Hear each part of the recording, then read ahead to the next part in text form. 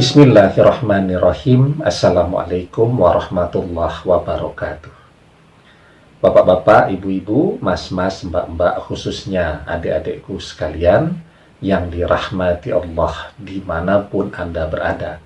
Kembali di IIK Channel bersama saya, IIK Wijayanto. Kali ini tema kita adalah mantan tidak mau mengakuimu, pura-pura tidak mengenalmu, maka dijamin hidupnya bakal kere dan sempit. Ya, jadi kita ini manusia, tidak boleh ya tidak mengakui jasa kontribusi orang lain di dalam kehidupan kita. Banyak kan orang yang berjasa dalam hidup kita untuk menghantarkan kita seperti saat ini. Guru SD kita tuh, ya, guru kelas 1 tuh, itu sangat berjasa itu. Ngajarin kita huruf satu persatu, ngajarkan angka, sabarnya luar biasa, tahu sendiri ya. Saat kita masih usia 6-7 tahun itu, bergerak terus. Mungkin orang tua kita saja ngajari tidak sabar, tetapi guru bisa sabar.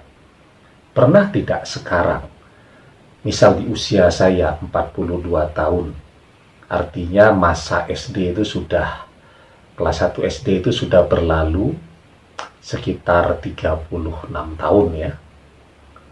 Pernah tidak saya mendoakan guru saya, ya, mengirimkan doa kepada mereka?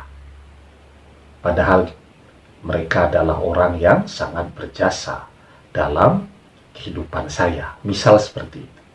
Ya, apalagi dan siapa lagi orang yang berjasa dalam hidup kita? Ya, salah satunya Anda terhadap mantan Anda.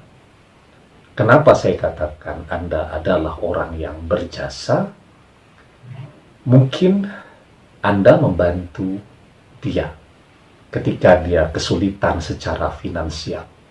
Anda ikut arisan, Anda carikan pinjaman, Anda kesana kemari bekerja, apa saja yang penting bisa membantu dia keluar dari persoalan keuangan, kesulitan keuangan yang dia hadapi. Anda mungkin mengorbankan diri, mengantar dia kemana saja. Mungkin bagi orang remeh saja kan, cuman diminta ngantar saja kok hitung-hitungan. Oh iya, itu kalau dia membayar, ya, apakah transportasi roda 2, transportasi roda 4, diantarkan kemana-mana itu biayanya besar loh ya kalau mau dihitung. Anda sudah berkorban tenaga, misal pakai sepeda motor kan Anda yang di depan, dia di belakang terima ngantuk saja kan. Anda yang menahan angin, ya, biar dia sehat. Kemudian servis motor, beli bensin, dan seterusnya. Dan Anda juga naik sepeda motor itu biar bisa kuat berjam-jam, juga butuh makan ya. Belum lagi kalau transportasinya roda 4, biayanya jauh lebih besar lagi.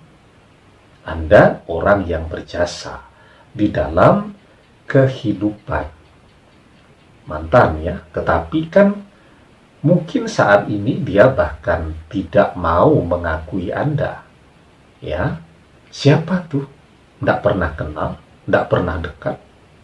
Ya, padahal Anda adalah orang yang bersama Anda dia punya janji. Bersama Anda dia punya komitmen yang tidak dia tepati.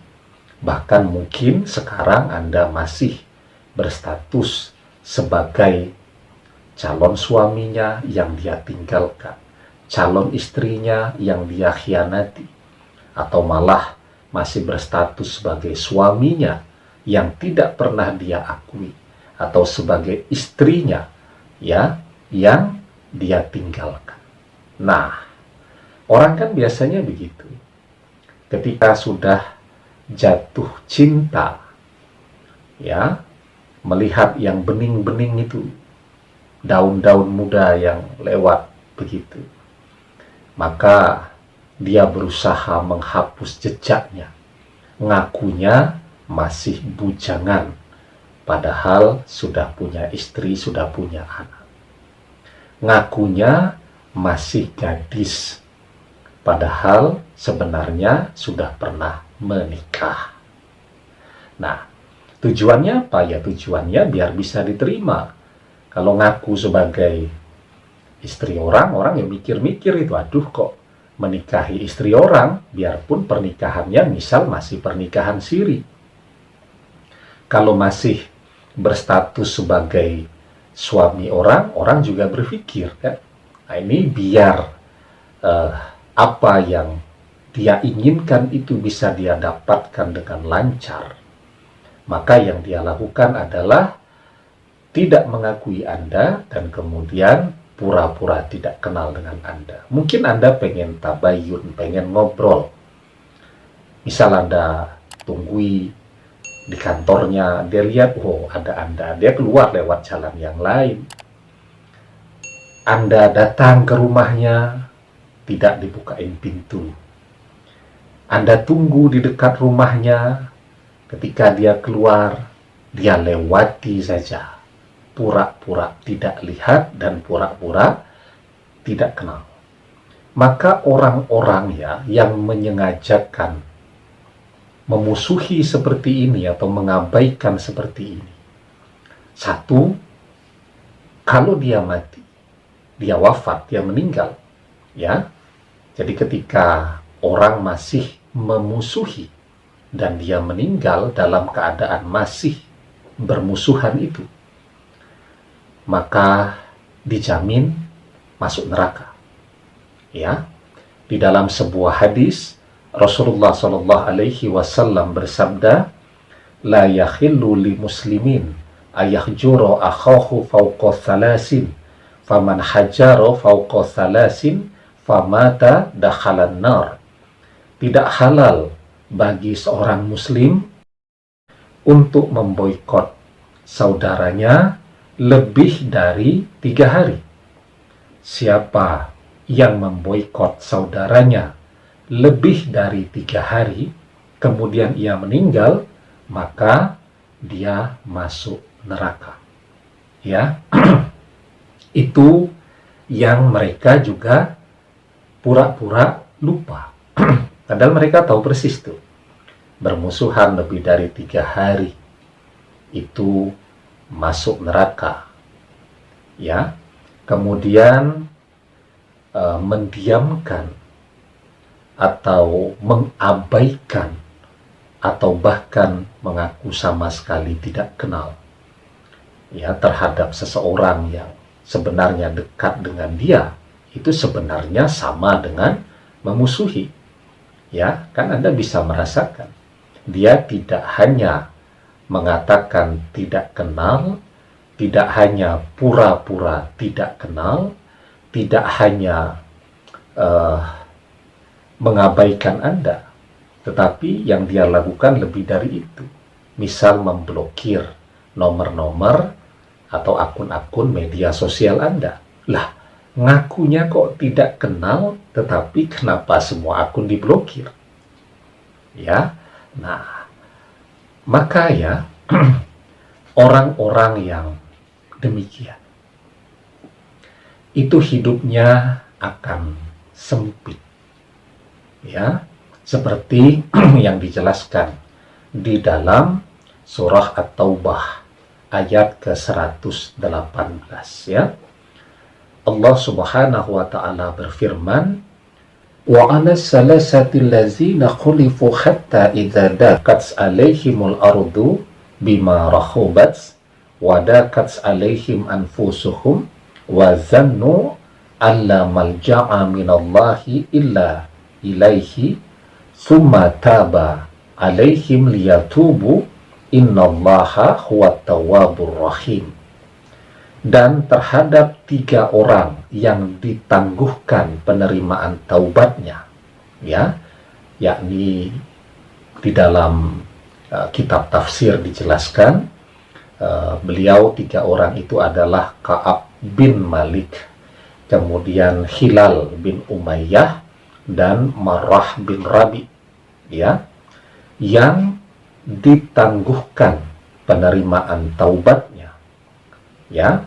Dan terhadap 3 orang yang ditangguhkan penerimaan taubat mereka hingga apabila bumi telah menjadi sempit bagi mereka, padahal bumi itu luas dan jiwa mereka pun telah sempit pula terasa oleh mereka, serta mereka telah mengetahui bahwa tidak ada tempat lari dari siksa Allah melainkan kepadanya saja. Kemudian Allah menerima taubat mereka agar mereka tetap dalam taubatnya. Sesungguhnya Allah yang maha penerima taubat lagi maha penyayang. Ya. Nah, jadi orang yang memusuhi itu juga masuk ke dalam keumuman surat At-Taubah ayat 118 tadi, yakni orang-orang yang ditangguhkan penerimaan taubatnya, ya, sampai dia kemudian meminta maaf, ya, misal kalau mantan ya meminta maaf kepada Anda, kan begitu.